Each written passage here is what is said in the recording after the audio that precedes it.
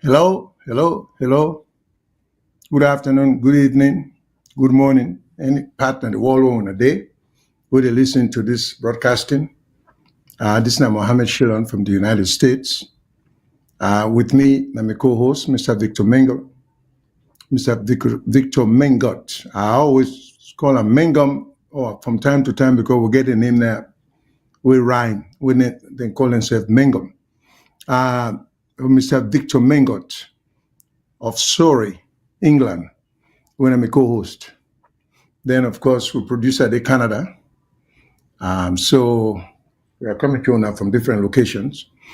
But as usual, we hope we'll get a very interactive, interesting presentation today. And as usual, we'll get for allow calls them for coming.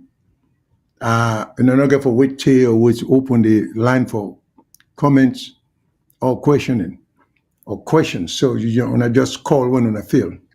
Today is August 17, 2025, Sunday. And as usual, we'll get the basic things that we can try for tell now, such as how for reach we, live and later, if I want for know what can happen at the show today. And we also can try for make una understand, say, know, say, we're not getting multiple numbers, then we can suggest it for call anymore. They ask that you, when I just go with a WhatsApp number, we're universal. You can call from anywhere you are. And we strongly encourage people, and even with Australian, for call, regardless of which part of the country on a day. And the WhatsApp number now 1-343-997-5828. 1-343-997-5828. So for now, if you want for reach we, you can call this number and you could be able to reach we. Now we also get a radio station if you're in the Freetown Western area. We're in a 91.9 FM radio station. So, and you get for download the Google Play app or the Apple app, or going to the Google Play Store or the Apple app for download the VOS site for be able for the VOS app actually for be able for reach 91.9, because if you not download the app, you may end up with a 91.9 FM station, but now other parts of the world or wherever you may be. So we strongly encourage you now for download the app, the VOS app, for going to the Apple Store or get the Apple app or go to the store and the mobile app or the Apple Store or both apps, whichever way you comprehend them. But when I will get for download the app for be able for reach we. In addition to that, we are carried on YouTube. So when I can go on a VOS television, you go on YouTube, look for YouTube, and we will catch we. Same applies to Facebook. We are carried on Facebook, so when I can able also for when a VOS television on Facebook, you will be able for Gateway. You also can try for reach we on VOS television, on X, formerly Twitter. If you go on Twitter, you look for VOS television, you will be able for catch we. Or if you go on VOS television, you look for X or Twitter, you will be able for catch we. Then, of course, we'll get you can go on the website. If you don't go on www.vostelevision.com, you go able to get then sites in the order I just named, or even the radio station. If you go on www.vosradio.com, you will be able to get this broadcast where they take place. And last but not least, if you go on Twitch TV, you will be able to reach me on VOS television. If you go on VOS television and you look on a tweet, or you look, you will be able to get we. Then last but not least, we'll get the diaspora non-profit organization owner for scholarship for picking them, where the school, but particularly high school, where they get financial difficulty for continue, then stay in school. So then, so we raise money for them through this, what you call the non-profit organization, a helping hand non-profit organization. We call the Diaspora Scholarship Program. Or they give scholarship to picking them, like I say, we one for finish school, one for go school, Electoral, one for finish, but they want for continue their education, but the parents do not get the money for push them. And so please, when I go on www.vosdiaspora.org, www.vosdiaspora.org, if I want to contribute any amount of money, small, large, any amount, it's not too small for contribute. So we ask una for doing our best for make whatever contribution we're able to make. So let me turn to my co-host, make it do an introduction, and then we can talk about the topics then. In fact, I can even ask my co-host today for introduce what the topics are going to be, and then we will start from there. To you, Mr. Mengot. Thank you. Fambulen wante we don't care again today. For come learn a join we lo rob mot pan the talk of things the way they happen in our country. As in I know say what you can deal with, we dey deal with trending news on social media. We know say now we dey hear about one particular song, but then they not to we own business than they for that. Today we get plenty things them for now. We dey look at two parts. Well, as I can say, for tell Aduna the different language, because Salona we all own, Bondesia wana Fumani Impiari, Kotonene Jarama, Wali Benda, whichever one you did to. So, today, what's in the thing we will look at? We dey take follow up from the president in speech. Because we know say last week we've been talking about this president in speech and some of the things that we talk about. He talk about transport. And we talk about transport, and he talk about the Wakafine where they don't bring come. He talk about the new system for vehicle windscreen, then when they put their sticker. But in a follow-up this week, we don't see two things where that happen. We go and talk about in the transport and the safety. And then here, it affects we within at the diaspora, it affects in our within at home. Number one, we say the Sierra Leone Road Safety Authority, when are they responsible for everything for do with vehicle safety, driver license, then come up say and they do consultation. And that consultation say now for do with the age of the vehicle where they import na the country. Or nothing we want to discuss, because as my colleague can say, when they talk about consultation, waiting a consultation, and how the public go able to contribute to this. So go show you an example of how other countries then they do it. Same with transport. We hear say people them they follow social media. Now Sierra Leone Road Safety Authority again don't talk about first aid kit. Under we laws then a Salon Section 55 of the Road Traffic Regulation Act, we get certain equipment that we get for produce. When you carry your vehicle, when you go get vehicle registration. Things like first aid kit, then again other two go up much pan, how appropriate the law, fire extinguisher, triangle, toolbox, all that thing and there. Then we believe say when you look at safety, the key challenge we'll get now for how we they do roadworthiness tests. In England, we call MOT. Because MOT in a Ministry of Transport test. I think say in America they call it under DMV. Yeah, Department of Vehicle Licensing. What Salon now we call periodic test inspection. Whether inspection they not get for do every year we renew a vehicle. But who that they carry out the inspection day? Government be non-privatizer under a build, operate, and transfer. Let's see whether it fit for purpose and the people the way they do and they don't do what in the agreement promise. So that's the first part. Part 2, we want to talk about this ongoing concession and things the way they happen with the tripartite. This week, 2 things may happen in our country.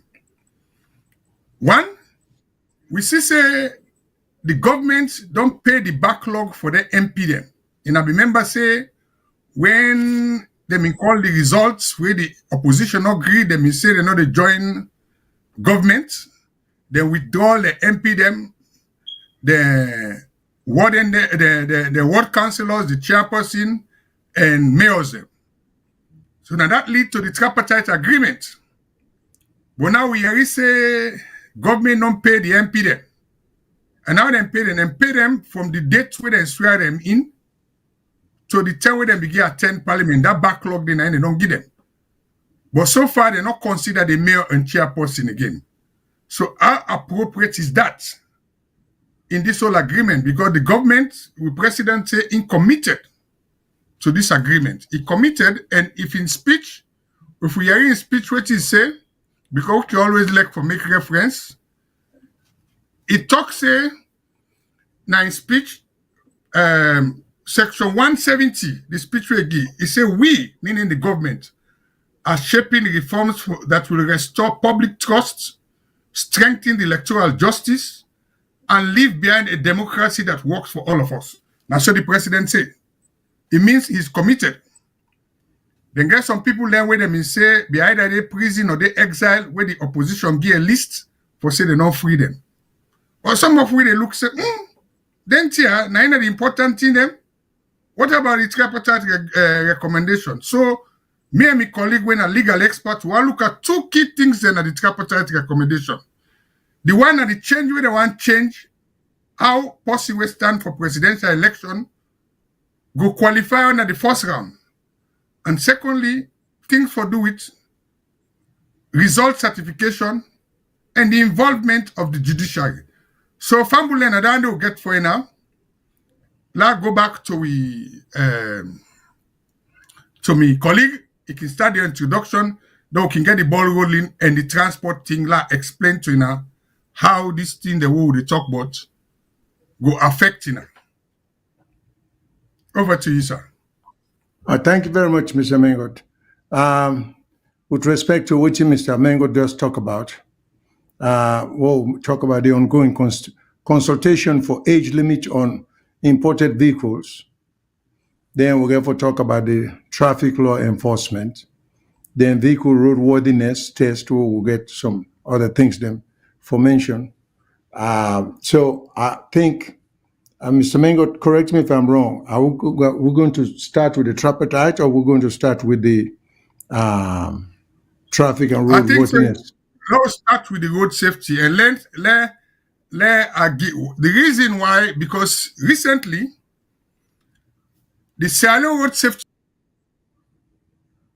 Authority, the people that were responsible for regulate transport in the country, anything for do with driver licensing, vehicle testing, things for do with you vehicle registration, things for do with registering of garage. They don't can't say they want consult. They may not start na put local, they say then they go Bo, then they go McKinney, I don't know, say they can't free tongue. For say for put age limit on vehicle. What do you mean by age limit on vehicle?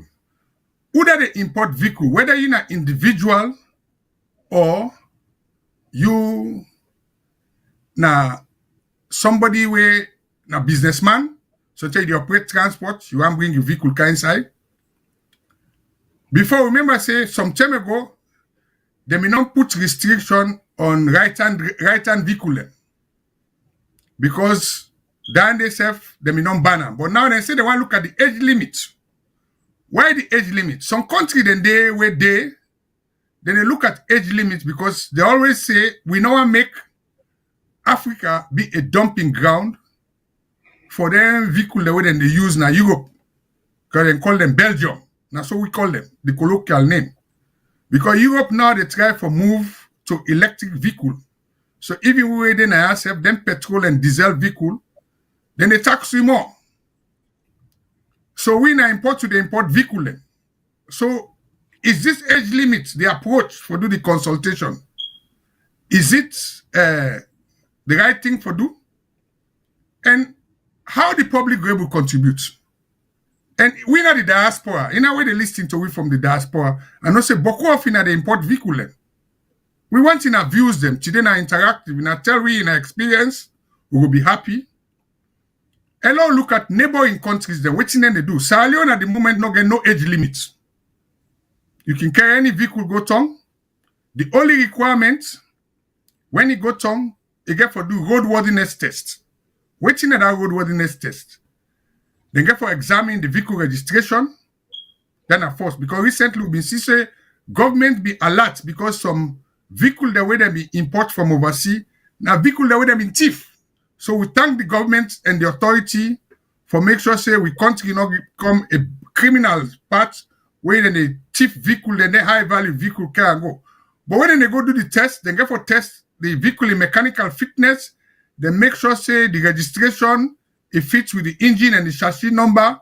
Then after that, then go get what they call TVR, temporary vehicle registration, where you go get for use for no more than 6 months.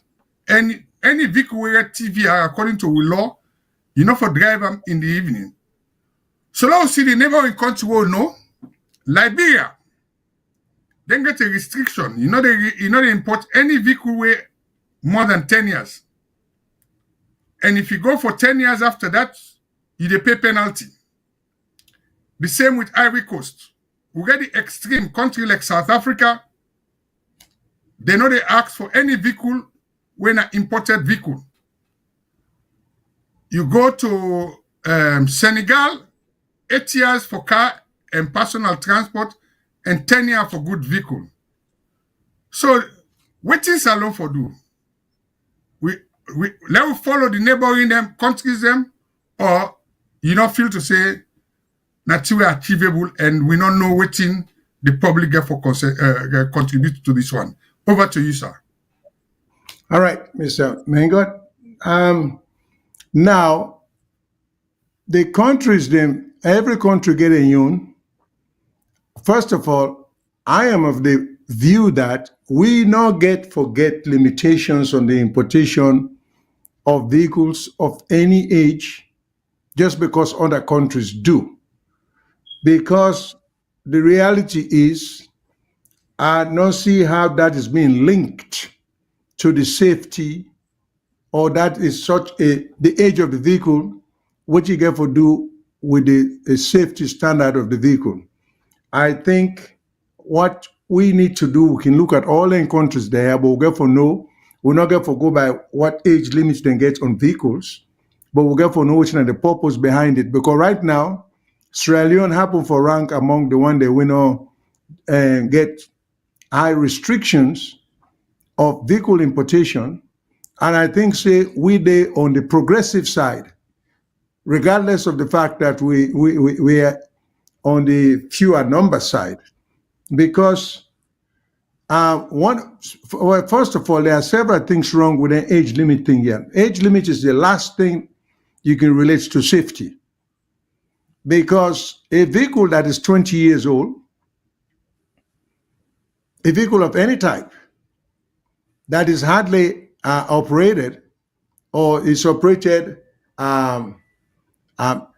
quite rarely, that vehicle there with very low mileage, let's say if a vehicle that is 20 years old, they get 80,000 miles, for example.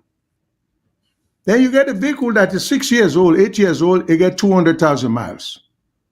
Are you telling me the vehicle that is 6 years old, which is 200,000 miles, is in a better, as far as being even, and being in a better shape, it gets less wear on them than the vehicle that is 20 years old but only has 80,000 miles? Anybody who know anything about transportation could know say the vehicle with the less mileage, in most cases, get far more roadworthiness than the vehicle way newer but high in mileage, because mileage definitely contribute to the wear and tear of all parts of the vehicle. So if we want to make we own laws, we're not going for begin look. It's okay for check Liberia, for check Senegal, for check all these places. But the real thing is we get to know waiting at the purpose, because the reason why they question that, this is how they make bad laws. There was a time in this very Sierra Leone when Tony Yazbek had so much influence over the government, particularly the APC government in the Stevens era, and in the Momo era, I think also, that even if you import or export from abroad to Sierra Leone a Mercedes-Benz, there are stories upon stories upon stories where Tony Yazbek was the one who set the rate for importing that vehicle there in Sierra Leone. So now they put in price, then they ignore the price where you buy the thing, the vehicle for abroad, then they definitely ignore them. Now Tony Yazbek, they sent import duty on the vehicle where you, Sierra Leonean, buy abroad, send them back home.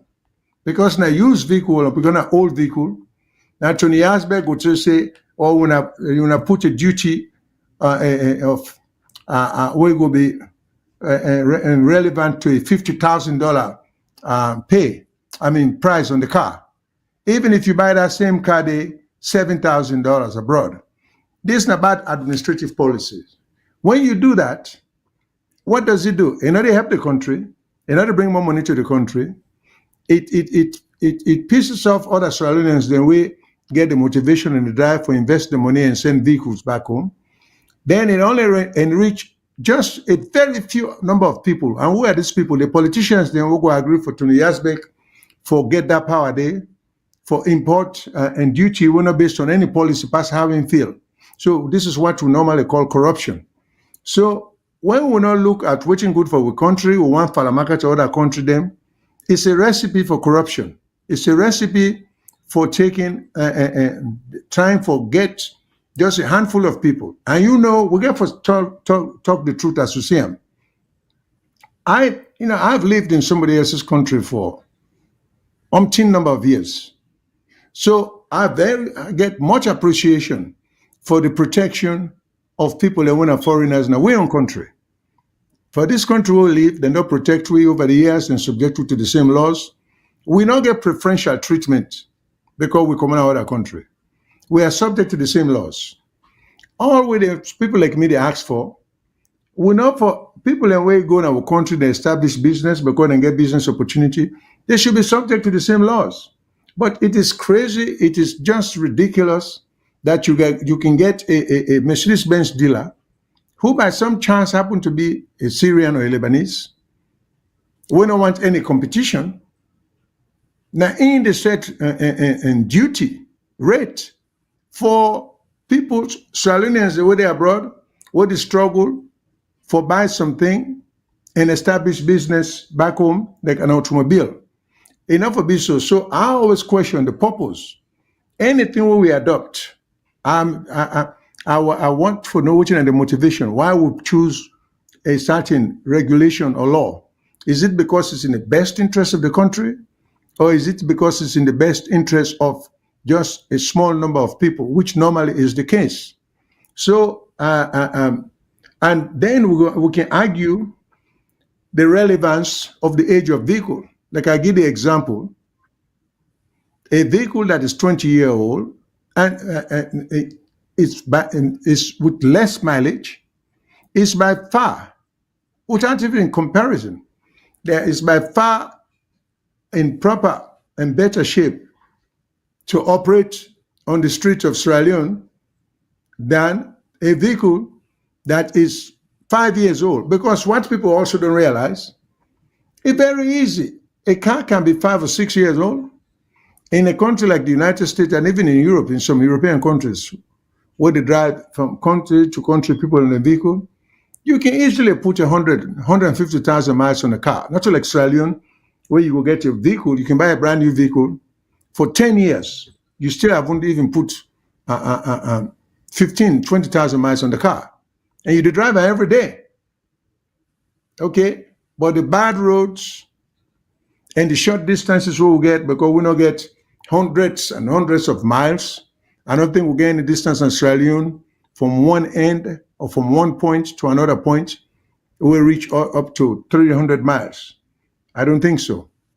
So whereas like the United States and Europe, where they get interstate highways or intercontinental highways or international highways, people drive hundreds, if not thousands of miles from one country to the other.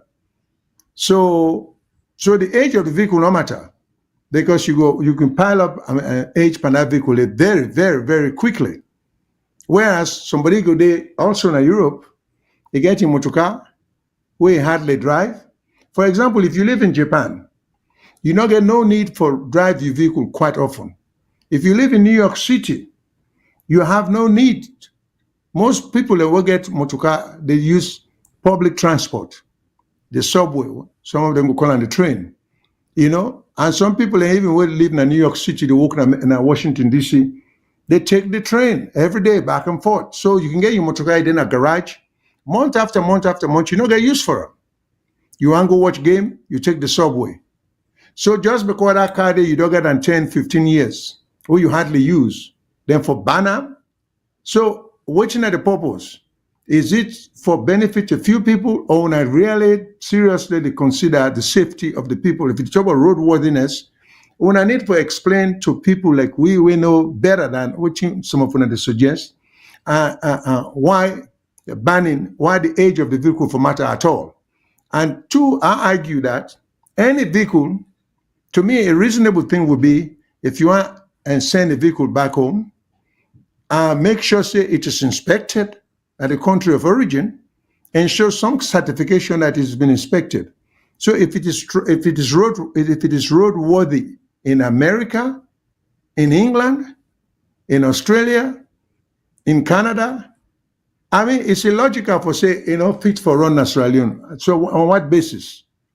And the only thing I could think of, you just get a handful of people where they make them laws there for benefit. There's a corrupt motive behind the whole thing. And these are the things we need to stop. Because cumulatively, this is the way the country down. They made the country progress. The best place now for get regulations in place where would determine safety and protect the public. These are some of the things that people like we talk. Then there's one thing I get a question about. There's this usual word being used in Sierra Leone when they try to implement public policy, and that is consultation. Consultation is the most misused word I think than they ever use. When people and government people and go na Potloko, then go Bo, then go this and sit and consult with the people. Which people are they consulting with? If you want to implement policy, who are the people you consult with? I thought you should consult with people who have some knowledge about what you try to do. Because you consult so you can gain knowledge. Because you get an idea what you want to do. So you need to go consult with people and we don't know anything about what you talk about. So this consultation, what do they do for different things, constitutional amendment consultation? How do you go Nabo, Kenema, or Kaila Pujo and consult with people about the constitution? What do they understand about constitution? So I don't understand this thing about somebody need for calling somebody in the legal and the law profession of Sierra Leone for enlightening people like we. When you say you go to the country for consult, it's not if you deal with a commission where you get a group of well-informed, well-educated, and a well-established experts.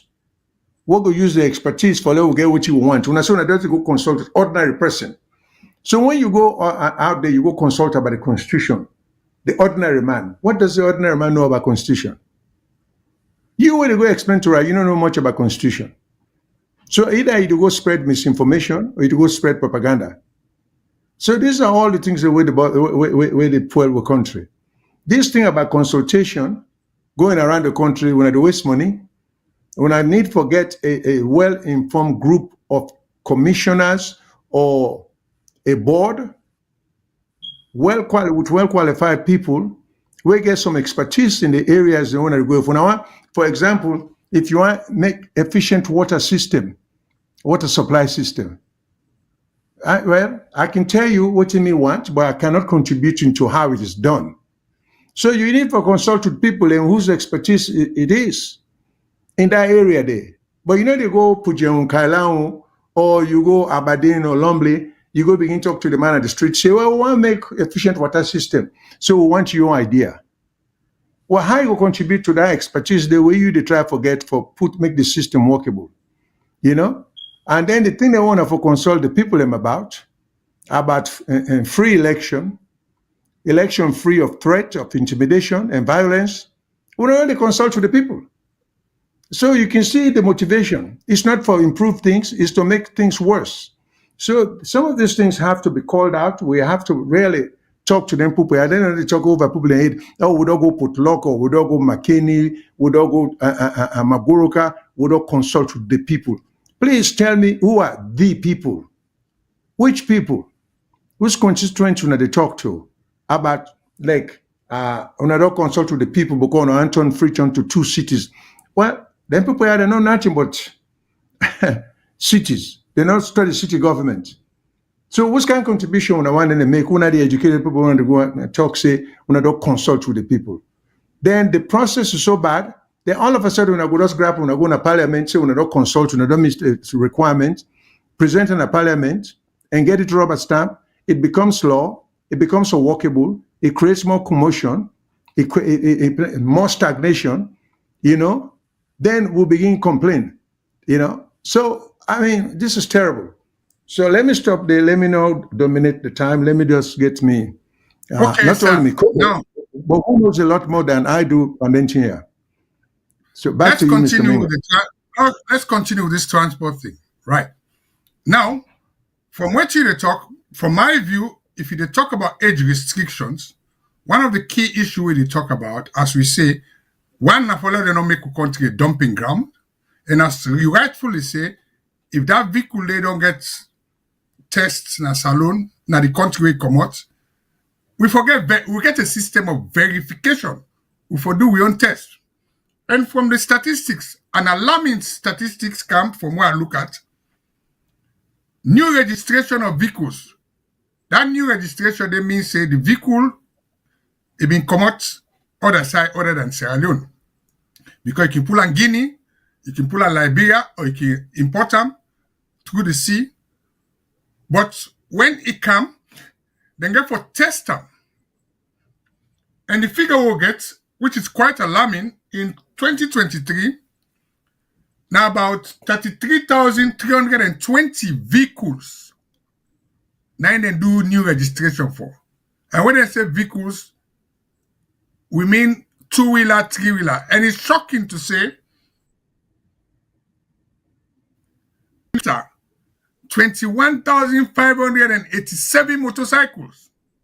21,587 motorcycles. And most of them are commercial transport. And most of them are being operable in Freetown and the Western area. Exactly. So is it not that thing for look at the policy for reduce the number of them motorcycles and know they bring come? But I Rob Motpan something we will talk about this road test because I believe say this road test that's very important. And for we viewers them, they can always say, hey, I want to bring something to your attention. Because some man will say, hey, where the other previous government been there in a no examine now. Now this government they examine. But I'm bring something where both governments I feel say they get it wrong. Now waiting we call vehicle roadworthiness test. Waiting happened in 2017. December 2017. Because for me, I feel to say where you want to reduce accident. Roadworthiness test is very important. Waiting a roadworthiness test, you get for test the safety of that vehicle. Before the government in the door. And only one side will be able to get that test they done. Now in the headquarters of the Sierra Leone Road Safety Authority, where the Kisi Road. and mostly them in a focus on vehicle the way they can inside. So the last government said, okay, let's look at how for test vehicle all over the country. So they say let them get agreements, then put them out to tender. In fact, not even put out to tender, then get what they call preferred bidder. Preferred bidder now where somebody, government they come and meet somebody and say, I can provide these services. So government may sign one agreement with a company called Autospec. Autospec Sierra Leone. Autospec in December, now they're supposed for provide roadworthiness test. And according to we learn our country, commercial vehicle, which is then poda, buses, then other vehicle, then lorry, anything where they use for hire and reward, whether it be vehicle or whether it be person or goods. The law say every 6 months you get for do a roadworthiness test. For ordinary vehicle, personal vehicle, now every 12 months. But every year we go renew your license, part of the condition for renew your vehicle license now for do that roadworthiness test there. And government go sign this agreement with this Autospec. And in my view, and I can tell you now why, now a similar agreement to the toll road. Because now like say them people there and call them, then get a ceiling at the time, say they get for do tests, they estimate say the number of vehicles in our country at that time was 350,000. So the agreement they sign, the onus is on the government for make sure say everybody comply. And I'm sure say in a way they listen to we, buck off in a get car, for me on poll what I don't do, not scientific, people that would ask. I should say more than 50% of people then cannot ever go for go do test. And I will tell you why. Because the only test is station will get na Kisi Road. Then new people that will come. First way they do the agreement under APC, it means say what thing they ask them for do. The agreement will then give them, then for provide vehicle inspection station. Now then for do that vehicle registration card. Then for do what they call the radio frequency identification windshield and vehicle number plate. Waiting that identification windshield, it means say that round disc where then they put now your car. You can forget a system where government or somebody when a enforcement officer, when a traffic warden or police, for able to verify say your vehicle register, you get MOT. What I call MOT, roadworthiness certificate. Now not use the England one. We call them periodic test. Alarming say the first government, they may say okay, the one where they do the work, then they get 90%, where they get 10%. This government renew them in January 2019. And again, the people that where they do the test, then they get 80%, we they get 20%. And some of the conditions where they get for do at least 50% of the test. And to date, what the renewal where they do, then people have promised for provide 9 vehicle inspection stations. 9, which are all over the country. 4 mobile stations. We get mobile inspection. Right. And then go for train people them, and also get law with the police, a road traffic warden. Then say get for train for do what you call on the spot inspection.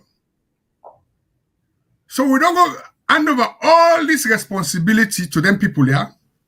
And in my view, if they don't promise say they go bring all their station there, so far now one grain station again a mile 6 for the whole country. And since 2019, where this government amend the agreement, they not provide them, they are in breach. That's the way Parliament get for look at. So waiting at this roadworthiness test from an expert point of view, let me tell you now what they do, what we call periodic test inspection.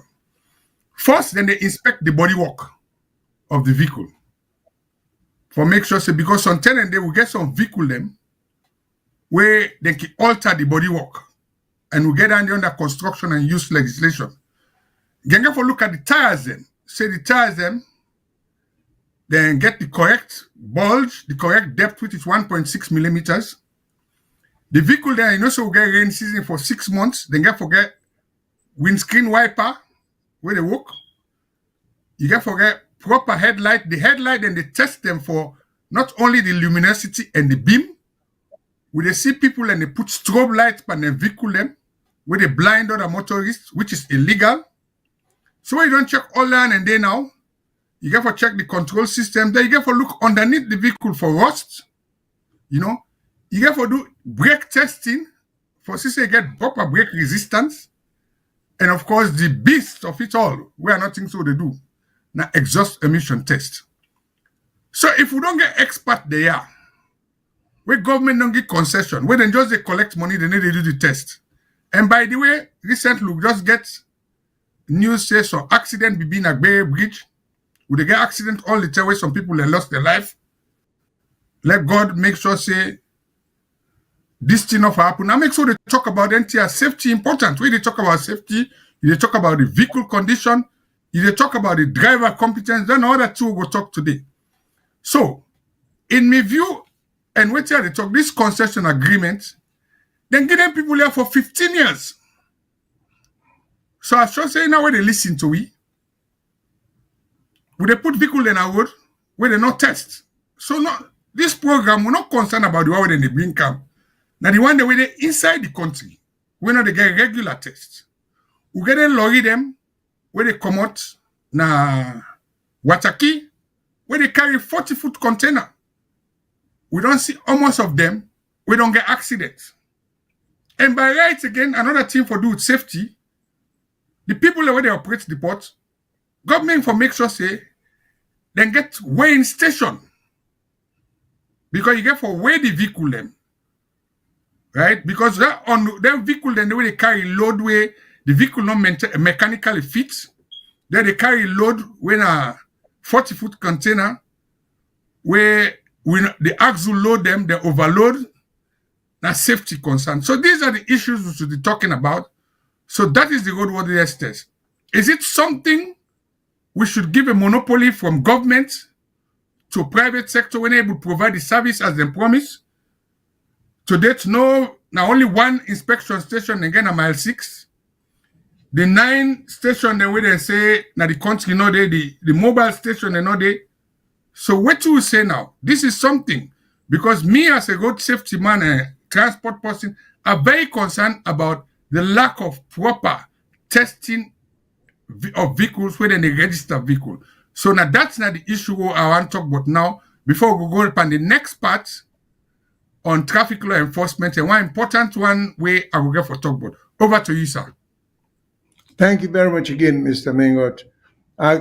For just further what you to say, we get a department within called Australian Road Safety Authority, but nothing within they do seem for ensure road safety or we get anything for do road safety. Let's start off, for example, with this Autospec company where you talk about. Now, I think it's insulting, it's ridiculous, it's nonsensical.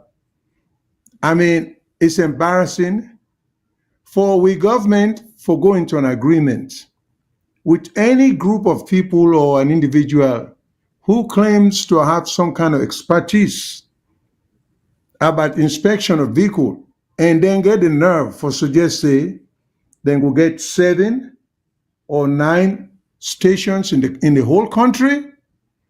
For those of us who've lived abroad, I want one of them people who are away there this road safety authority, now the administration, whether I live abroad, we go tell me say, any country where you say in study, you get a limited amount of places where you can go for road for vehicle inspection. Almost every city in the United States, and I think similar things or even better to take place in other country. You open the bidding of inspection of vehicle to the general public and set conditions. Then get forget certain machinery for conduct certification or testing testing on vehicles. And then government make a requirement of what kind of machines them forget, how it should be done, and how you report the result to the Department of Transportation, or motor vehicle. They're not limited to a group of people, they're not give contract. Because let's imagine, for anyone who doesn't live in America, can you imagine one state, the whole state, gets 6 or 9 vehicle inspection station? I mean, how ridiculous it sounds. If you live in the city of, let's say, if you live in Arlington, Virginia, okay, then the closest station where you can need inspection. Now, for go all the way, like 100 miles away from Arlington, for go inspect a vehicle. Which one is easier than for allow either gas stations, then we get the machines, or stations that would just do inspection? That way, you spread out the wealth, you create more employment, you sell more machines. Then we're gonna get for do the thing, we'll get for do the inspection, and then, I mean, which one is more economical? Then you get a group of people who come before one another and posture, say, oh, give we. Then the government itself is going to this conspiracy of trying for give non-competitive, non-competitiveness. Let me put it away there. You just make sure, say, now one group of people that will not even get what you take for open one station. Then it's right from the get-go, say, 1 station, 9 stations, 15 stations, 100 stations, and the whole of Australian will be inadequate. Why not allow people, somebody where they bow, people where they bow, get as many stations as the city can? They just be competition. Once the work is being done according to specification by the Department of Highway Safety, Australian Road Transport Safety Authority. Why aren't they doing that? So the fact that they will give a monopoly to a group of people, right there tells you the purpose is corruption. It's for kickbacks. And going back to this vehicle age business, but I'm coming back to this thing. Do you remember under the APC government, where they go and buy 100 buses? They say they were brand new buses. How long does those buses last? Since when they talk about road safety, before they all become inoperable. Now, even when we get waka fine, if na age of vehicle, already some of the waka fine buses them are beginning to be non-functional. So we are just dancing around the real issues then, instead of making good laws and good policies for our country. Then Mr. Mengo to talk about weighing station. In fact, I remember way back when I was a little boy, when what we call lorry, what we can call in trucks now. Then every lorry then gets at the side of it, where the which people will be the rule we put a motor car of a certain size, a lorry of a certain size, who carry about so much weight, so much tons in loads and all engine in there. Every day on the side of every lorry. Then they even prohibit a lorry after carrying a certain amount of produce, coffee, cacao, banga, the engine in there. For carry passenger them. Okay? So the weighman and driver way. But where in Sierra Leone do we have a weigh station or weighing station? Where do we have? So we even put them figures, and let Mr. Mengo say them forgetting at the port. But I suggest besides the port, because even if they weigh them at the port, they will be weighed when they are empty. So the provinces or the district, every district should have a weigh station, or every major highway leading to any major district should have a weigh station. Just to contribute to that, the toll bridges them, because that's where they inspect. The toll bridges they will get now Hastings, the toll road. the toll station. We'll get na Hastings, we get na Songodo, we get the one before Malta. They all get with bridge.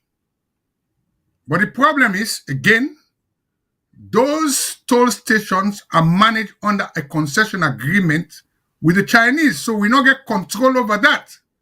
So like that station, they then should be operational.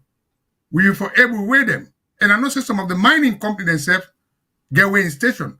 But we still they talk about having a policy, a national policy for axle load control, and forget a system whereby all major roads forget weighing stations for lorries. Exactly. That is the challenge. Yeah. Because if you look at that, when you talk about the toll areas, then most of the country, about 90% of the country, not get a toll system. So what becomes of those areas where, particularly the Eastern Province, where most of the produce come from, where you load and load and load and load trucks. Then these trucks are not allowed to be. Border. They should have it in the border because we got vehicles where they come out Mali, where they come out Guinea, and all them places. Liberia, Guinea, yeah, precisely. So, but you see, this is all the lack of expertise where we know. Then when them people they grab them, so we go consult. You consult with people like you, Mr. Mengot. You know, they go consult with ordinary people and they treat because they don't know what to contribute to. The average person, not even know, say you can weigh motor car. There is a weighing system. They don't know that.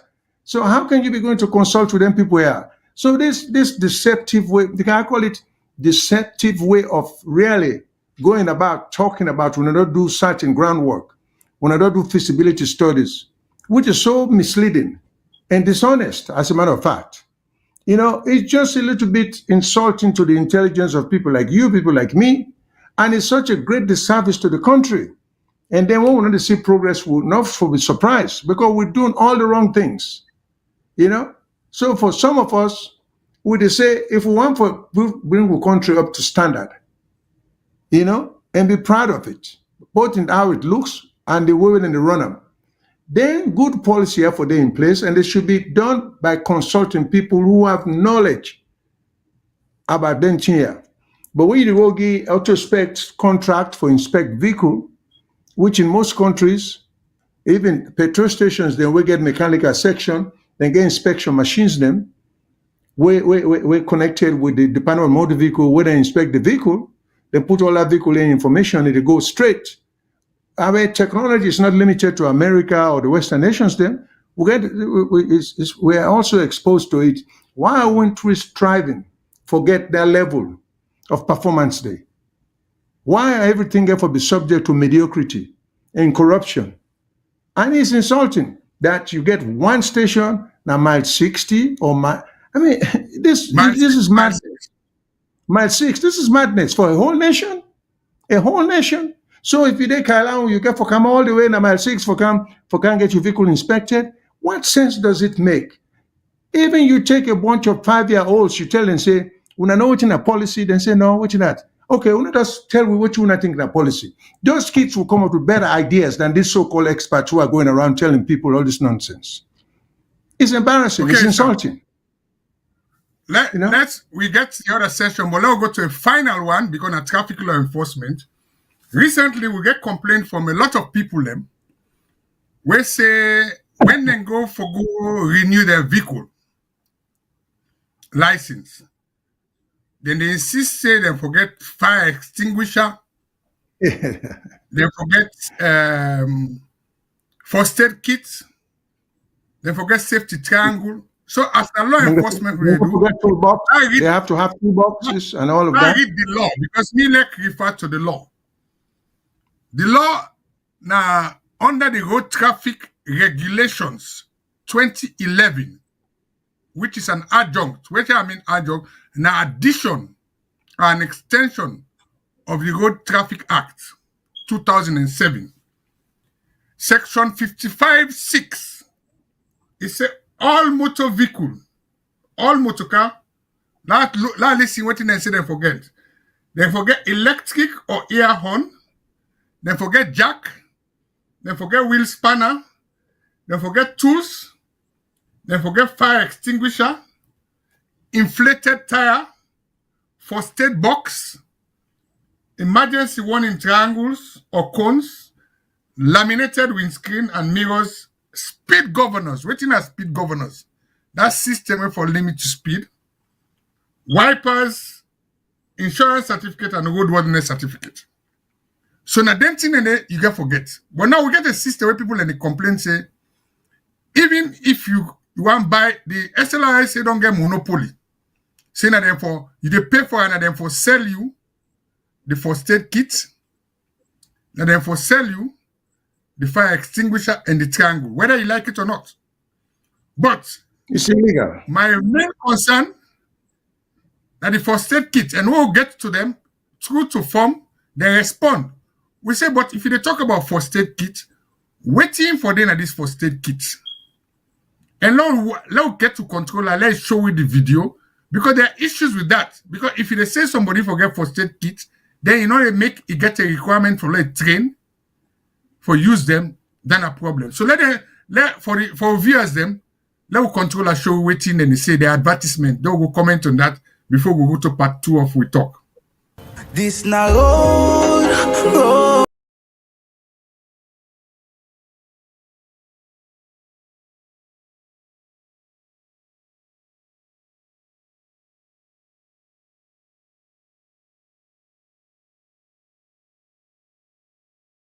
This na road safety. SLRSA, Sierra Leone Road Safety Authority, want for make the general public know say you safety now we concern. For sake of this, SLRSA don launch the new first aid kit. For you, we don't know wetin na first aid kit. Now that small box we can get them small medicine them for treat yourself in case you get accident where you dey travel. If you dey drive or ride, accident happen to you, or if you dey waka, you meet people don't get accident.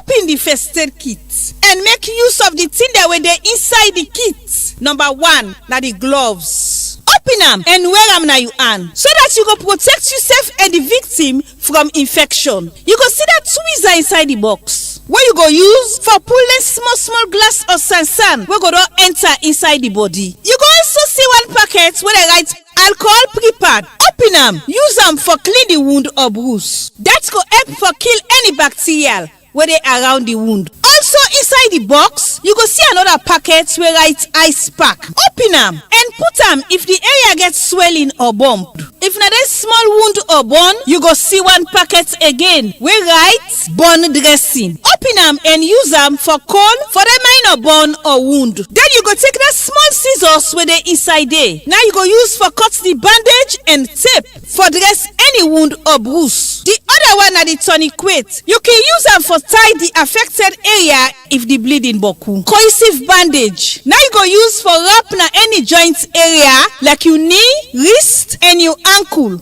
Also you get the triangular bandage. That one there, now you go use for pass around your neck and rest your hand there in case you get scrap or your hand broke. Also you get the tape inside the box where you don't dress the wound. Now you go use for tape and proper one. But if now you want the drive or ride you get accident, just look inside the box. You go see one small whistle. Take them and blow them. That's the send signal. If people and they around, then go come and help you. Before you move your motorcar, keke, okada, make sure say you get the first aid kit because you safety. Now we concern. This na road safety.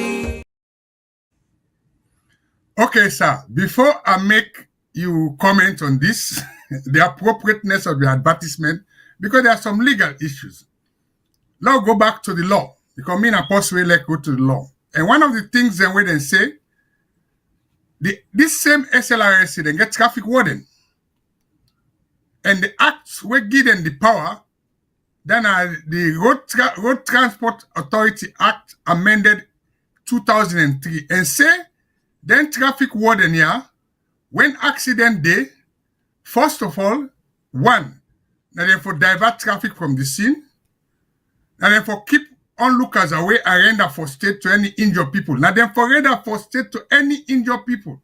With the see where accident they be, they know they keep people around, they know they come, we they talk about response. Now then also for dispatch the injured, if any, to the nearest health center hospital and for report the accident.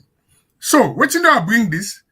here is this authority where they do an advertisement of a kit where they label Sierra Leone road safety for state kit, where it's branded. Then they tell people them, say na so and so for do. And their own people the way the law say they should be trained to do that. I can tell you, say they not even get a program for trained officers, law left and so. And how useful is this advert? And what's in the legal implications are from your own legal point of view? And is it a necessity? Well, so many things wrong with that. Number one, the road safety, the Sierra Leone Road Safety Authority, then they try for tell people and for practice medicine without a license.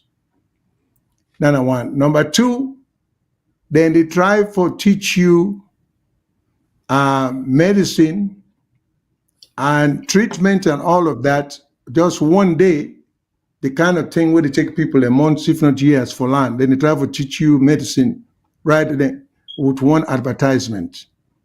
Number three, I think it is illegal for that itself to be a requirement, because if you listen to the commercial and the law what Mr. Mengo just read, the commercial contradict the law. Because like Mr. Mengo say, at the road Sierra Leone, the SLRSA, now then get the responsibility for say everything, for do everything where the commercial they tell people and say them for do. You know, they tell people them how for use a tweezer for take glasses out, somebody in flesh and all that. These are serious medical treatment where you just try to tell anybody, you know, for say that for us put gloves on and begin for become instant medical practitioners them on the road. And the commercial itself, where the SLRSA put out, you know, consistent with the requirements of the law. And this is what I always say. For some reason in Sierra Leone, government agencies, parliamentarians, then somehow some believe say when the laws were in the past, it's not meant for them to follow. Now some imaginary people, because I mean even things in the talk about two people, them. The laws are not for them, it's for other people. You know? So you run a commercial, you don't even look up for make sure say it's in line with the law what Mr. Mengo just read when I just run up. A lengthy commercial where people are not going to even think much of in terms of how for dispense then treatment here in the event it happened. And one of the commercials or the advertisement we see a motor car, it flip over. Let's say you're the driver of that vehicle there, or you be a passenger then. In what shape are you going to be able to render treatment to yourself and to your passengers then? I mean, so everything these people are doing, I don't understand what they are thinking about or not thinking about. Because this makes no sense. Which then they try for. I mean, some of the things they try for implement, they don't know how to go about it, like I say, and some of them forget the rights people go for. And this traffic warden thing, do we have a clearly defined responsibility of the traffic warden vis-a-vis responsibility of the police when in the event of accident? Do they have overlapping jurisdiction? Do they have concurrent jurisdiction on certain matters on the road? Okay, for the viewers them, let us go to the law, because the traffic warden them, let us go to the law where give them the responsibility. When at the Sierra Leone Road Transport Authority Amendment Act 2003. Okay. It say, waiting at the responsibility, traffic warden, 1, now for control and regulate traffic. 2, now for render the roads them free from unnecessary obstruction. So they, yeah. Now they educate the public on road safety. They talk about waiting them for do in case of road accidents when I talk so. 1, for divert traffic from the scene. For keep onlookers their way and render first aid. You remember, render first aid to any injured person. Now they also get for carry the injured one to the nearest clinic or hospital without delay. What happens to the ambulance system? So if we get a national ambulance, why you go give a responsibility to the traffic warden? Then they say, now then they report accident to the nearest police station if accident be. But one of the things where I always query this law where they make. Now under section 26D of the law, where say the traffic warden, 26E, it said the traffic warden shall have the power to tow away, clamp vehicle of any vehicle, but also, he also talk about the traffic warden in 26G, say every traffic warden forget the same, in performing his duty, forget the same power and protection afforded to the police by law. So, to me, that is a serious issue. So when you go say the traffic warden get the same powers as the police. Yeah. A comment just came through. Yeah, a comment just came through that I would have liked to read because the person will make himself or herself clear, which is, okay, for example, later come back. I know in the US, inspection centers are privatized. Private enterprises vendors seek certification from state, and states regulators refer vehicle owners to bring their vehicle inspection paperwork. So, but I don't, this not tell me which in the person they get at. Because I don't know. Let me just comment on that. What he's saying is exactly what you were saying, which was exactly. They are privatized, but in the US, what happens, rather than a monopoly, a private sector monopoly in other countries, even in England, yeah, what they do is, like every area, you get garages them. Then garages them, they are given license to carry out roadworthiness tests all over the place. There are thousands of them. So the government, they set the standard. It tell you what will happen. For instance, then garages and then the private garages first. Then they forget a brake testing equipment. Then they forget an equipment for test the luminosity of the lights when they come up from the head beams, the all it. You go either get a hoist or a pit for look under the vehicle for inspect. Let people know what in a hoist, please. Let them know what in a hoist and the pit. Hoist, that machine where they put the vehicle, you haste up like lift. Yeah. Now lift. You forget Andy. Then you forget or equipment for measure exhaust emission. So if government say it go create that, we know they say difference. Waiting this person say we support them, but rather than give monopoly to somebody we go test, we say we go build 9 stations. Why not spread it out? We get garages there all over the place. Put out a specification. Now every town you go get garage owners them. You go create work. Then can link with our technical institution where you go get certified training for mechanics them. We're going to do inspection. Just think about how many jobs you go create. Then you go also create jobs for people then from the SLRSA when have vehicle inspections. We can do on the road inspection because we law require both police and traffic warden to do on the road inspection. Now from that, you get a tea when they talk about spot fines. So when you do spot inspection, you can issue a spot fine, a ticketing. So that we are saying the same thing. Let's create a system where we go benefit the whole country and also convenience and accessibility for the motorists then. Just as my colleagues say, you get one station at mile 6. One grain station, right?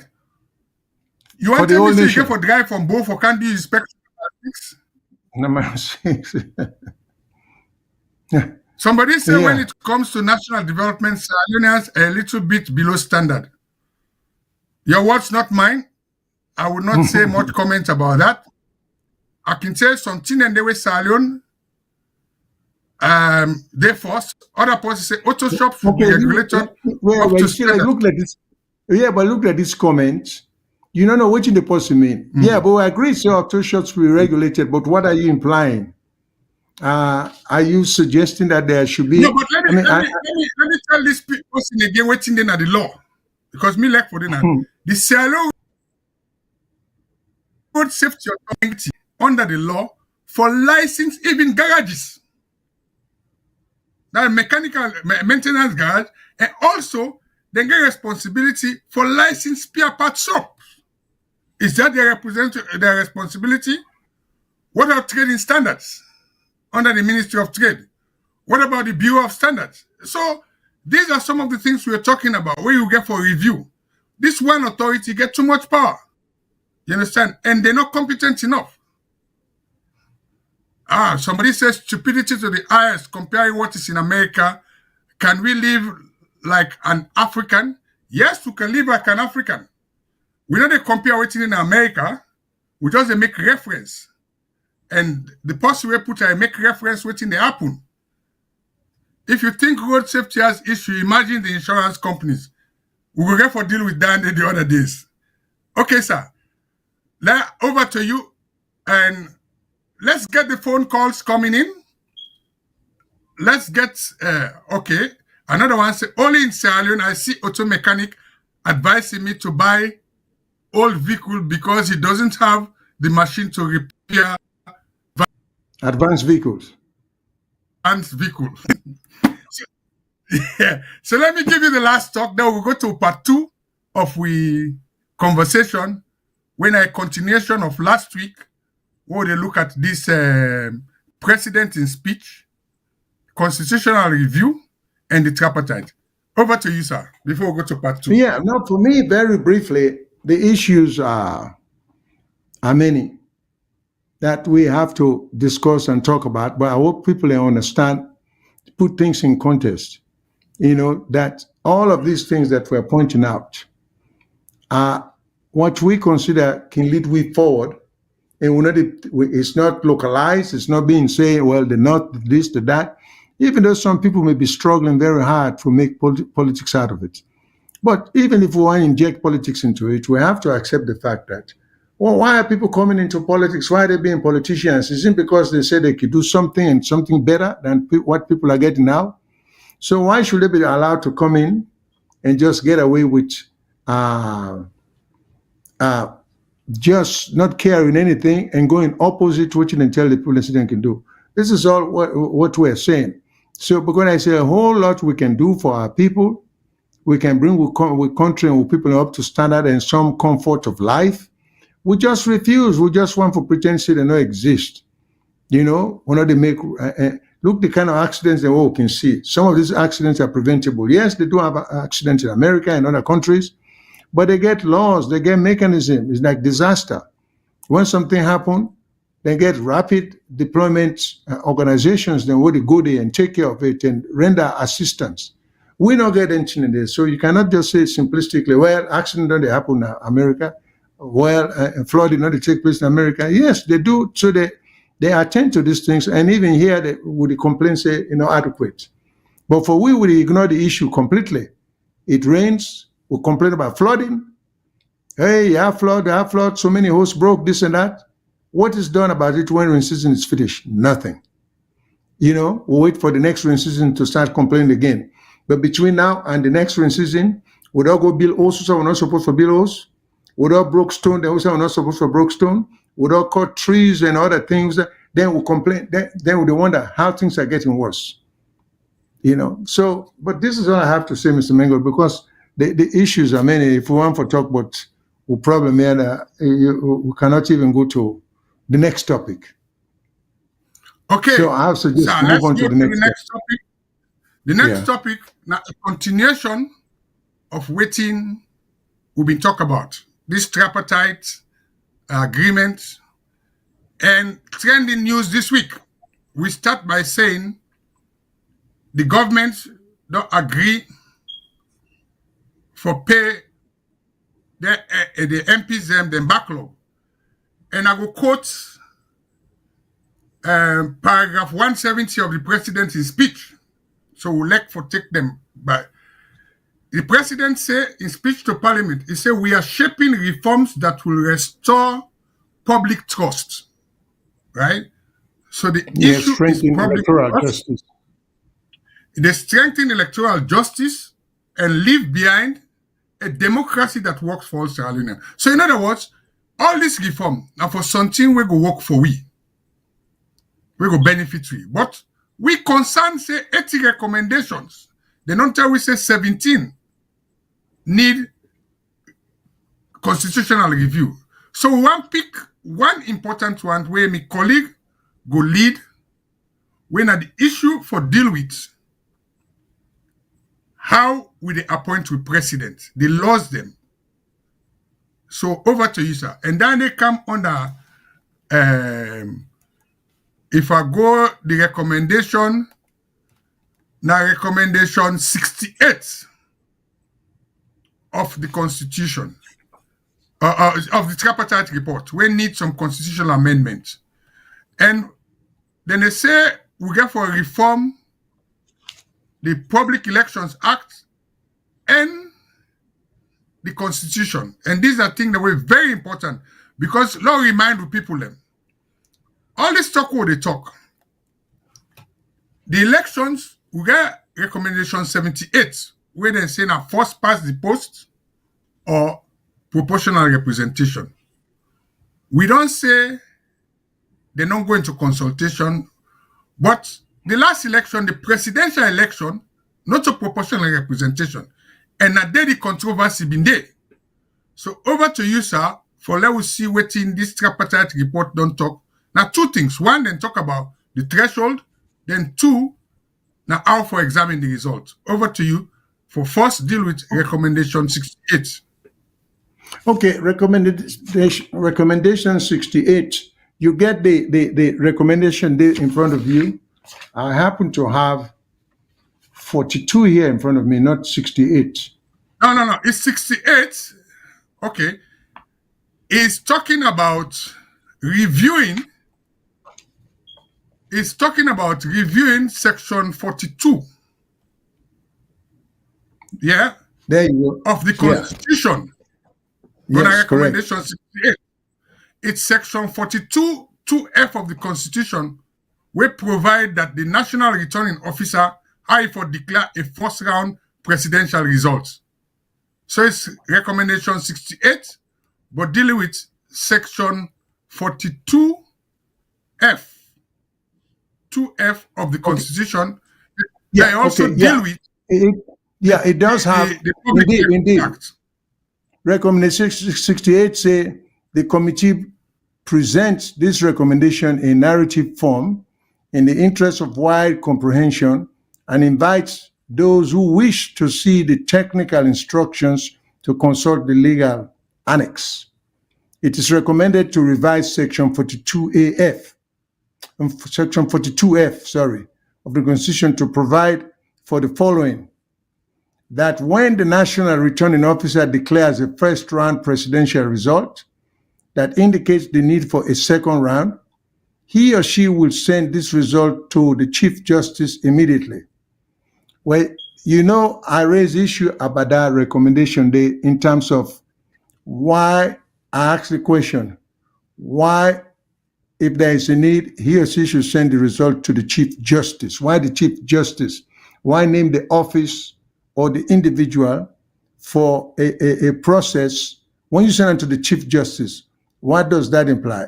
Why not say it should be referred to the courts? Let the judiciary then get a mechanism by which these things can be decided. Then there is go further. I say there is a period of 3 days within which a citizen who voted in the election may lodge a petition. All right, it's good, but practically speaking, why or how will a citizen in 3 days after an election who is dissatisfied with the outcome or something, how will that citizen be knowledgeable enough to file any kind of petition, or to lodge a petition? And then if so, what are the steps? What are the mechanisms in terms of how the person goes about it? And I also question, how can this be done without the assistance, without legal assistance? If no petitions are lodged, the Chief Justice is to advise the National Returning Officer. Why the Chief Justice? Why not just the court? A judge of competent jurisdiction to be able to do this. Why the Chief Justice? I'd like to know the rationale, the reasoning behind it. You see, these were issues I was raising. The Electoral Commission shall immediately declare that the second round of polling will take place in 14 days. So I have a lot of issues on this recommendation 68 in terms of the wording, let alone the construction of what is being written. Because when you said it will be sent to the Chief Justice, do they literally mean the Chief Justice? I know. Or why not say if some petition will be filed with the court?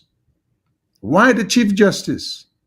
What kind of law is that? That you pick a certain particular office that a petition has to be filed with, not in terms of the administrative way of doing it. Like if you say you could file your petition at the clerk of court's office, that is understandable.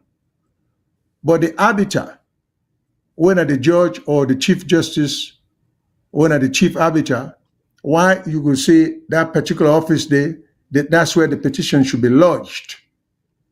And then you say the ordinary person has only 3 days from the time the election was done to file a petition if the person feel aggrieved.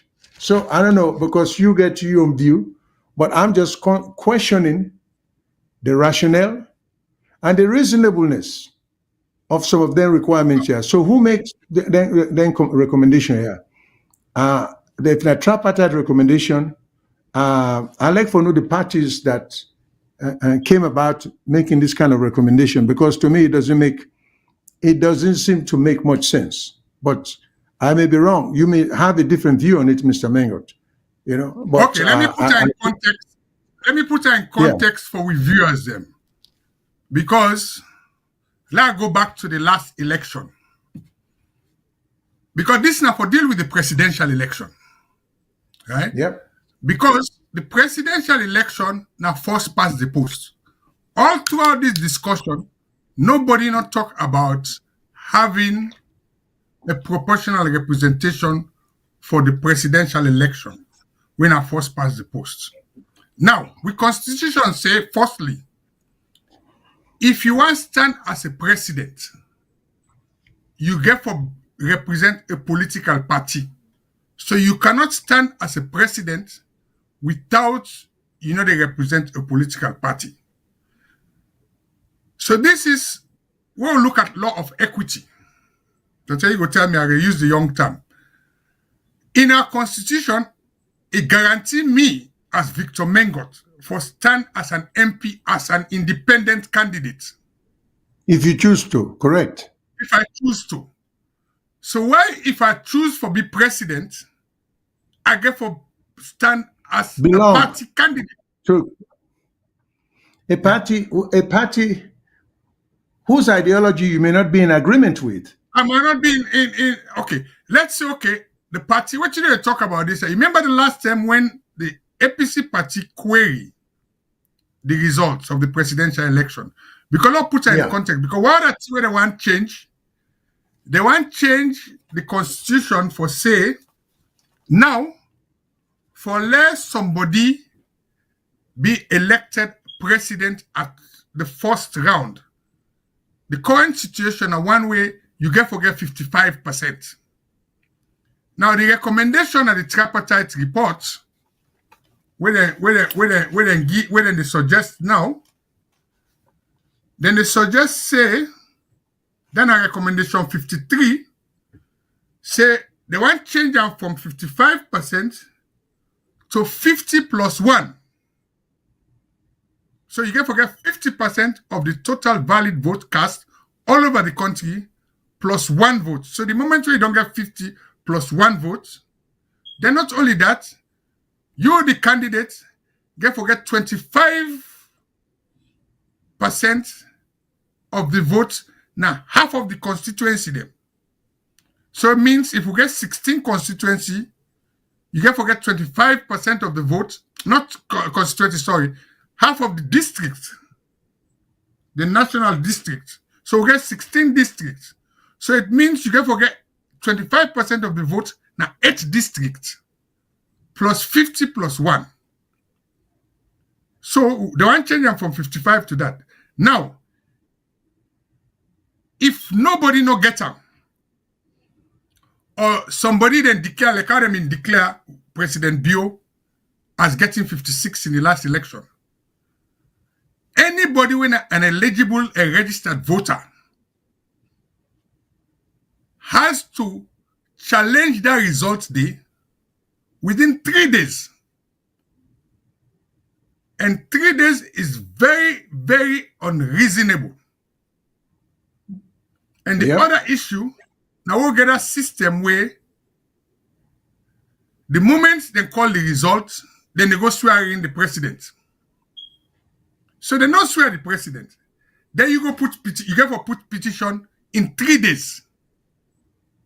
So even when they say the party for go or the party not for go, any voter, without definitely not a party member, number one, you go get the money for get a lawyer. We will help you do the proper filing. Because even if you do the proper filing self within 3 days, then they go for refer that matter there to the Chief Justice. That is what you were querying. Then that has to be determined within 14 days. If after that 14 days they not find and say the election not faulty, they can declare the president a winner. But if you not reach the threshold, they'll get for call another election for a second round. So these are the things where people know. Yes, sir. And I just don't want to interrupt you because you're making so much sense. I would just want to say, wait and say, okay, you're referring to the Chief Justice. Now, here's the room for corruption. No, not the National Returning Officer, who is the Chief Electoral Commissioner, and a National Returning Officer. So he's a Chief Electoral Commission, and the National Returning Officer. Now, actually, they refer the results to the Chief Justice. The point I wanted to make. Okay, yes, sir. The point I wanted to make. Now, he referred to the Chief Justice. Chief Justice is on vacation. So what happens? Well, exactly. Okay. What happens if the Chief Justice, you not say refer to the court, where administratively, you say you not say refer to the court, where administratively it can be set for a hearing. You want to specify the Chief Justice. All you get for do under a corrupt system, you tell the Chief Justice go on vacation. Or what if the Chief Justice is ill, but in position of vacant, but maybe not well enough for carrying administrative duties? What is if he's recovering from a major surgery of that sort? Okay, so you see these kinds of legislations, then create nothing but more problem. I'm simply questioning, why say the Chief Justice? Why not just say refer to the court? Let the court administratively, based upon their own system what they have in place, set the matter for a hearing. And this is not a thing that necessarily has to be dealt with by the Chief Justice. It could be dealt with by any judge. I think because it takes certain qualification. I think what you're saying is that the issue is the returning officer presenting the result to the Chief Justice. But the decision has to be taken by the court. So in other words, now the Chief Justice probably go get for assign whichever judges go decide on that petition day. But for me, the key issue now the 3 days. Oh, the 3 days is unreasonable, no question about that. It's very unreasonable, right? Then, if you get a wrong filing, they can throw them out. And then within 14 days, that's 2 weeks, they could declare the result. So that is the issue of that 3 days. Why not make it 14 days? Make it 14 days. Give a window of 14 days, right? Where you can put where is the hurry? And not only that, people that will say, "Lord, not compare with other countries." But We have to, but there will be no development in life. We will not make comparison. The only way, but let me just say this: the only way yeah, we appreciate beauty is because somebody ugly or things are ugly. The only way you yeah, appreciate tallness is because you get short person. So life is full of comparison. So me now even I support that excuse they wouldn't say we're not for compare. What kind of world are we going to live in if we don't compare? Now comparison they make we get ambition, we get motivation. You get for compare. You compare the safety of one vehicle against the other. So the ones who come up and say don't compare, I don't know what they're talking about. Life is full of comparison. And yeah. so So these are the issue we are talking about, because there's this issue of two issues now. First, changing the threshold for qualify under the first round.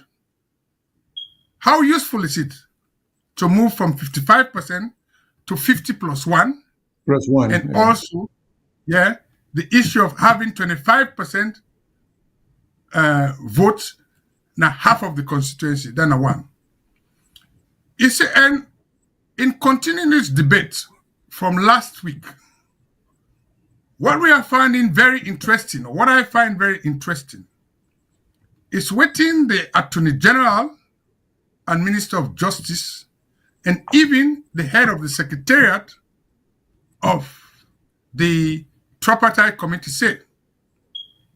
And let me come back for the family. First, then tell we say there are 17 recommendations in the Tripartite report which need constitutional amendment. And there will also be a corresponding amendment of the Public Elections Act 2022. That act today, for family the way they listen to we, 9 define the role of the Electoral Commissioner, the role of the Electoral Commission in publishing results. He also talk about the issue where they say it is not clear what you mean by disaggregated results. So what we've been told is that there's 17 recommendations then they get for go Parliament first under a statutory instrument. But let hold on here. I think so we'll get somebody on the line. Let's give people them chance for comments. And at least you don't go first caller. You can give them the prompt, sir. Hello, caller. What's your name? Where you call from? Good evening, Mr. Mengot and Mr. Shilo. Sure. Yeah. This is call from Maryland. Good evening. I just want Rob Mott and the discussion, especially on this tripartite. I think in effect within the recommendation 68 they say, normally for the past 4 election cycles, then can always give the result, part of the result, then before they ever then read the final result. I think within this recommendation 68 to try for correct, where they say when you read the first part of the result, let's say you read 40% or 50% of the result,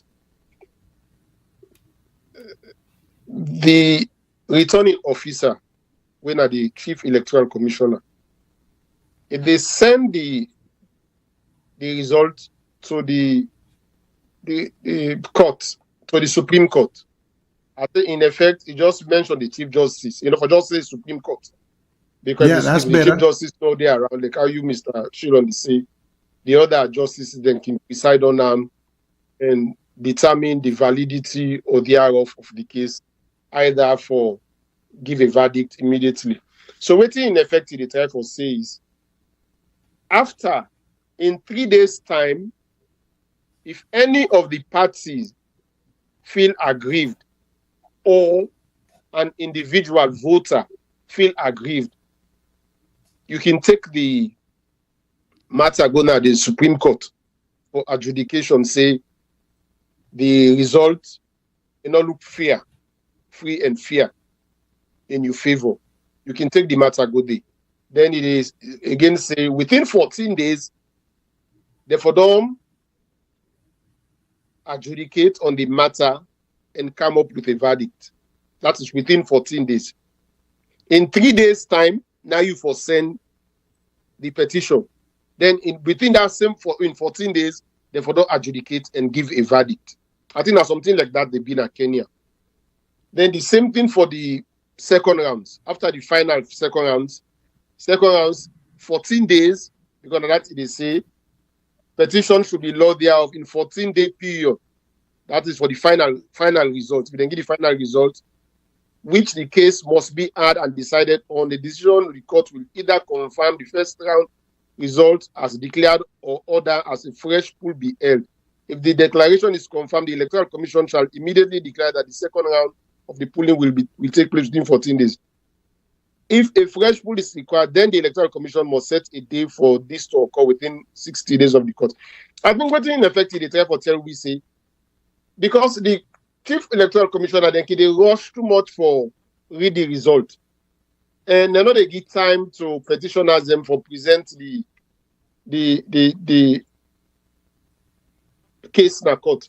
But waiting all this they boil down to that in this resolution now, this tripartite recommendation, it tell we say when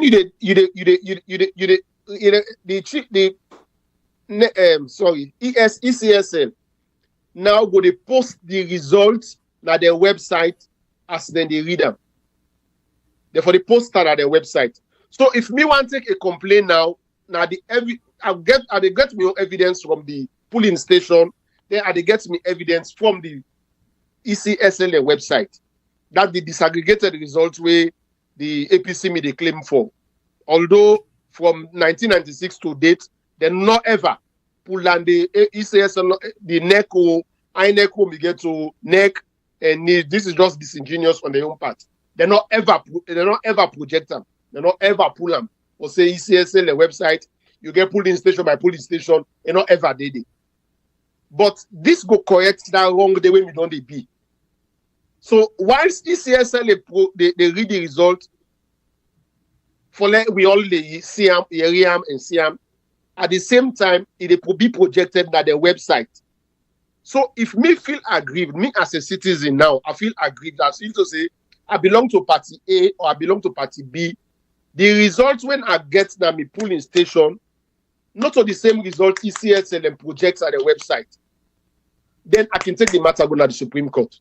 Now the reason that make it forward the result to the Supreme Court, but it just put and they say that the Chief Electoral Commission. I think that's the issue. The try for correct. You mean the Chief Justice? Now, the result while saying they read them at the same time, it will be projected na the ECSL the website for everybody. Like who know they really we can go to the website and look and say yes, either the result correct, or correct. I think that's something like that. Then they try for do. But with regard to the other issue where the proportional representation, like I don't say some time ago, the two they all get their own merit and demerit. But as I can always say, Sierra Leone for Sidom, like when they don't say then they do consultation, you do thorough consultation, let we find waiting go best for Sierra Leone. Not a waiting go best for Liberia, Ghana, Guinea, or whatever. Waiting go best for Sierra Leone. Giving Sierra Leone own culture and Sierra Leone own tradition. Culture, tradition, just like when they write a curriculum. When they write a curriculum for an academic institution, you take culture, you take tradition into play. So now the same thing, if we therefore adopt a system of election, we take the culture, we take the tradition into consideration. You therefore think about the literacy level where we get 18 and above. How literate? How is the electors? Are they literate enough for go with any of the election the type of election we want to undertake. So therefore take all that into consideration. As I can always say, this is a learning process for we all. Because even within the proportional representation, you get the open proportional representation, then you get the closed system. Now the closed system now we don't use from 1996, 2002, and this 2023. Now the closed system when at the party, now they tell you. But you get the open proportional representation kind way. Now the also the party. Everybody every name they go na the list. Sometimes 5, 10 names. Then tell you say pick 6 amongst the names. That is another system. But again, Sierra Leone, knowing Sierra Leone for as how it is, because of the educational level, I don't think so. We don't go able to go with that kind of system there, because you get for Sabi read and write for read the person Sabi read the person in name and say okay, yes, I will vote for this person here. So we're not able. So by and large, the government for bring the population along. Make sure say they go na all the districts, go na chiefdoms them, and sensitize people them on the 2 electoral systems them, or the 3 electoral systems, whichever one. Then let people and give them your advice. The person at the village, it gets something sensible way go bring come into the table. Then we all sit down now and brainstorm as a nation. Then we'll find a system that go suit Sierra Leone. We go suit Sierra Leone, taking the culture, the tradition into consideration. Then we'll find a system that, if by so doing, if we find that system there, then we're able to go with that. Instead of we get this wrangling, this buhaha, every election cycle, this will talk say no, I'm not accept the result, I'm not accept the change. And another good thing I will let for then that we get a transition act. Like this new Constitutional Review Committee, let them put that transition act in. Ghana the election every 4 years. Now December they take place. Now January 90 they swear in the president. Kenya are the same thing. After 1-2 months, I think the 3 months they swear in the president. So let me say there's something like that. Let it not be that jumble. Then they go swear in the president elect in the middle of the night. Then the proportional representation already wanna play the last week when the speaker where they suggest say we forget proportional representation now the executive and the president self allude to that. My own concern, now my own personal view is not a one party in disguise will they come to back if we do that a one party just like 1978 that's so it may be. After the 1977 student protests and this that, Sheikh Hasibin say, oh, let's make a one party. Then they begin to take from the other parties, they may regions. Not so something like that. Being my own concern that I am all for it for inclusion, regional inclusion. The executive. But my own concern, are we not going towards the one party state? As we don't go towards them we don't depend the one party for the past almost year. So now that number I just say for that, make this little contribution. I will stop so far. Maybe I will call back. Now, thank you. Thank you very much. So very, very much. That's a great, meaningful contribution. Where we will like other people. I mean, just to respond to him, one of the things his last point to make, myself, I get the view say. My own concern is that if you say you want to extend the power sharing to the executive and also public service office, it will require a constitutional change. And that kind suggestion there, an extension of the PR, cannot go through without a referendum. Because it is not in our constitution. But if you left one loosely and you go put it under the Elections Act, what thing will happen?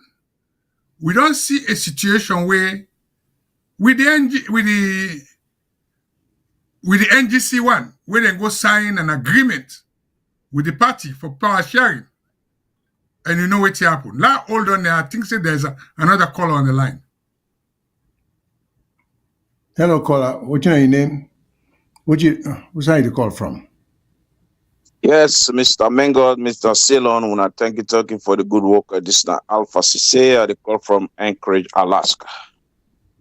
Oh, thank you very much. Yes, sir.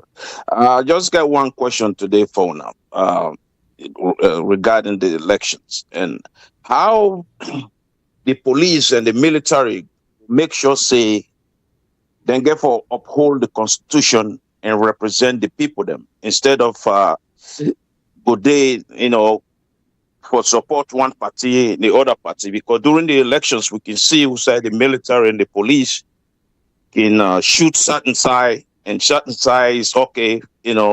How then we able actually separate the party within the support and for represent the people there and stay neutral.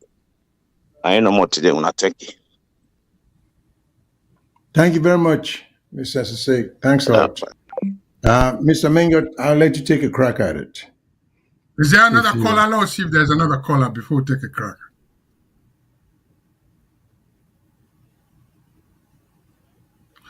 Well, I don't think we have. My own view, it comes to, this is a personal view, it comes to, in this electoral reform, what they talk about, there's a section in the recommendation, I'll therefore verify that, where you talk about state security in terms of how the security, the ONS, the police, and the military for behave in terms of protecting the rights of the people. But another salient issue where other countries they don't witness. Now this thing when at the power of the incumbent, another they come up in another country.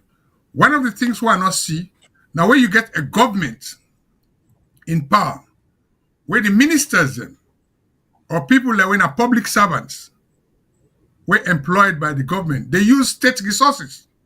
What I mean by state resources? These people are provided with official car, right? They also get fuel where the states they give them. I'm not saying say alone them big alejo them. Then they give them 45 liters of fuel every week. Now two I don't question about the importance of that. So they use state car for good campaign. Then they use state resources for good campaign. That is unfair. So this is one issue we'll get for look at. Say, nobody not for use state resources for good campaign for an election. The simplest way to do that, now because we've been get a policy where they never implement, where that policy then for say senior civil servants, ministers and then people and they, let them give them car loan, like they do in Rwanda. Let them buy the vehicle, then, subsidized vehicle. Then if they don't claim even fuel, they could only claim mileage for fuel for do official duty and maintenance of the vehicle. We get a vehicle fleet policy. We spell down the out. Because again, we see even with lower party election, when it's inter-party election, we see some people then where they use state security for intimidate other people then. Even within the same party, we've had that complaint. So that's a serious issue about the neutrality of our security forces. Police, SSD, and the military. To what extent? Although we insisted and ban private security, so they get for register of the police, but for God's sake, why give advantage to the incumbent? This is not all a disadvantage to the opponent in a result in an election. That's not my own personal view. For next week, sometime I will look the relevant section.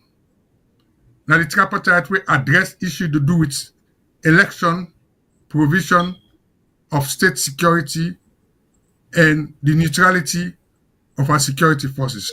So now my own response, Dandy. Over to you, sir. Well, what you have to ask with respect to that, again, because I can always raise the issue of the motive, the intention, the purpose of any law. If, as far as I understand election laws, if elections for be made in such a way as to make things for or eliminate all obstacles in the way of voters, if we make simpler and be given easy access, voting should be given easy access.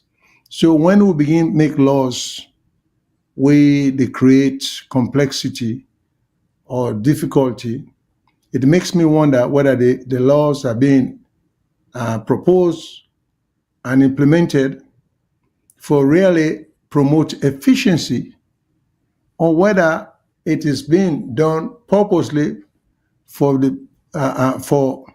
making things difficult for the voters.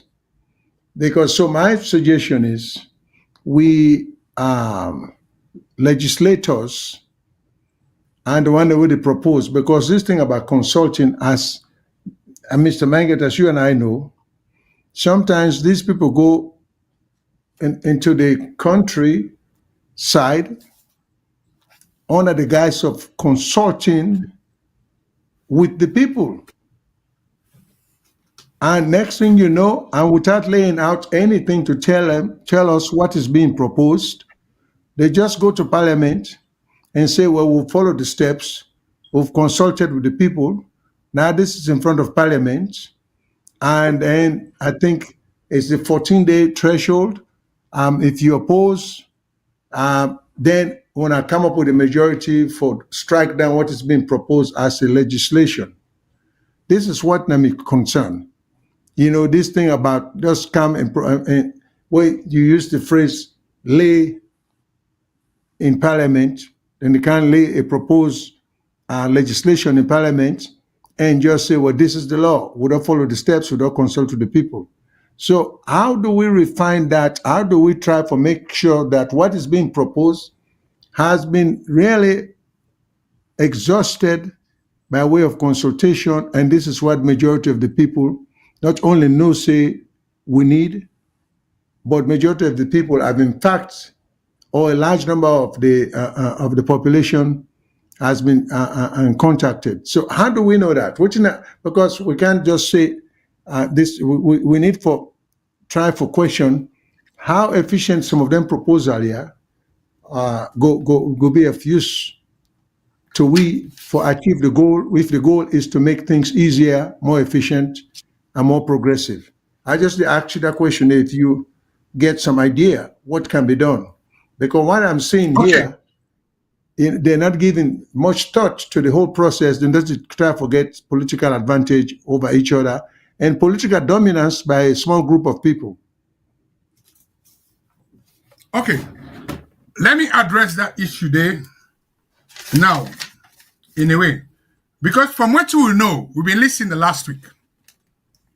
We hear from the Mr. Ngolo Kata. I think so we'll get one call on the line. Lord, take that there before I go start making a response. All right. Hello, caller. What's your name? Where you call from? Yeah, Mr. Shulon and Mr. Mengot. This is Abdul call again. Sorry for both down now. Now something I just think about. I'm listening AYB on Sunday just a few moments ago before now they come on. Where you get three panelists about election here. You get the PPRC where the Momo they represent. Then you get ECSL with Massakoy, the director of communication. Then you get IGR, Institute of Governance Reform. It was a very interesting and educating discussion. But what I gather from the director of communication for ECSL, Massakoy,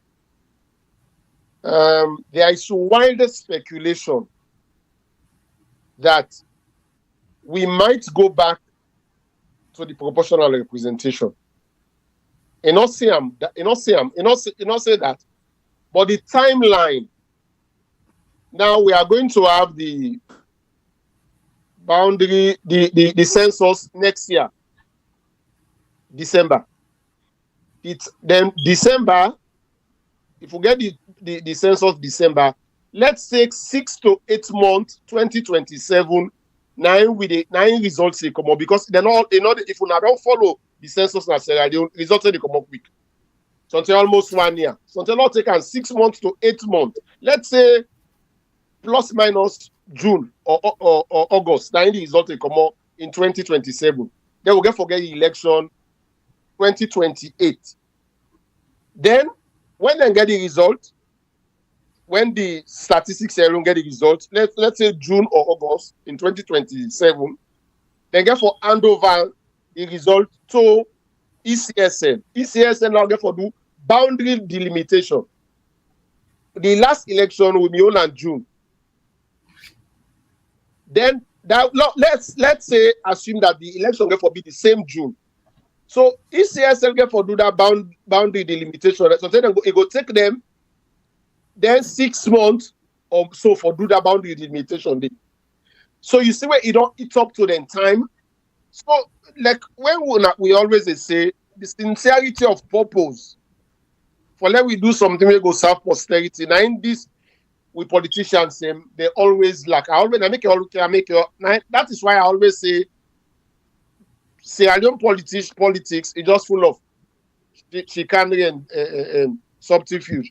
It is all deceptive politics. That there is no sincerity of purpose. At the same time, the political will is not there. So una see the time, una self. I wonder una robot fan. This now una see the timeline. You know, say the tripartite agreement, it called for a fixed date for election. And then they propose say let the election be June. Although na the beginning of rain go don't begin the calendar na June we go for the whole elections. Then una see the timeline. December 9 next year, December, statistics alone they do the census. Then the census result will get for come out 6 months or 8 months in 2027. Then in 2027, when they hand over the results to ECSL get for do them boundary delimitation. Boundary delimitation will take less than 6 months. It don't eat up to the other time. So the end of 2027. Then assuming that the election get for take place in June 2028. And on whose time where SCSL will get for do the boundary delimitation. So you they see the plus minus. The sincerity of purpose is not there, and as I say, the political will not be on the side of government. That is my own view in implementing this tripartite agreement to its fullest, so that we all go satisfied. But you know, there is some political gimmicks behind everything where the situating governments you do. Associate governments they don't read all this and they don't stick to the proportional representation. Say in 2028 the elections will be held in proportional representation, assuming that the election will take place June 2028. So I just say for make this little contribution. Thank you very much. You're welcome. Yes, I mean, la comment on that, and also follow on from waiting you be. Let's start from what you be asked. That will comment on that because this is not thing where Mr. Binonciam. Now make sure ask the question. Say, then two things that will happen this week. That backlog where they pay to the APC MP them. The people that where they give amnesty. And the suggestion say for share power. I feel say now way for appease the opposition for say, okay, we not get time. Let's go the proportional representation. But we'll find a way for tune the threshold because the proportional representation is still in our books. And it is not possible for let we do decimal census in time, agree with what Abdul say, for able to get boundary delimitation. So we'll go back to proportional representation. Now you talk about how do we make sure that the electoral laws are not passed in a way where it will give the incumbent advantage. Because they talk about consultation. Let's extend this consultation. Which I feel say for do now for the MPs them, right? Let them go to the constituency, let them go to the districts. Let them go further engage with them people then. For waiting the government non propose. Then me which I will call say a major change. Because then go on pass them thing and they by constitutional instruments. That is where the problem is. We can easily, because Parliament can change laws. Because they didn't understand another. They can amend that, not to entrench clause. Say, for constitutional instruments, the proposer should have 2/3 majority before it becomes law. Enough for rest on the opposer. Because if you look at the mathematics, there's no way the opposition or anybody where they oppose, because members say the MPs then vote them on party lists. Their loyalty is to the party, not to the voter. So then go vote according to instructions. We don't see an example of what happened during the vote for Lara Telopias in terms of 2/3 majority. So they will go back with this constitutional instrument, get the same 2/3 majority, and thus all what they get for do in terms of using the PR system for the next election, in terms of some of the amendments that they make, especially when it comes to choosing who the electoral commissioners are, their responsibility, and some of the things them now the Tripartite report where they're not happy with. So that is my fear. So one of the way for change, now for make sure say those statutory instruments, as long as it's a constitutional statutory instrument, the proposer, which is mostly the government bench, right, should have 2/3 majority in favor. If they're not able to get the 2/3 majority, then it shouldn't go through. Because now the system is, now whoever they oppose the rule, now forget the 2/3 majority. But even that is not guaranteed. Because we know say in the last voting, people have been accused of compromise. We know where certain politicians and they talk about ambush in the night. We know that they win a night crawlers them. So Lord just let us. So, but I can say to people them, we are in for a long ride. And I not see this tripartite review or recommendations being done within the period we'll get. I not see the constitutional amendments where the Attorney General tells you they will do with referendum. I think, as we can say in English, if wishes were horses, beggars would ride. So that's my last word. Over to you, sir.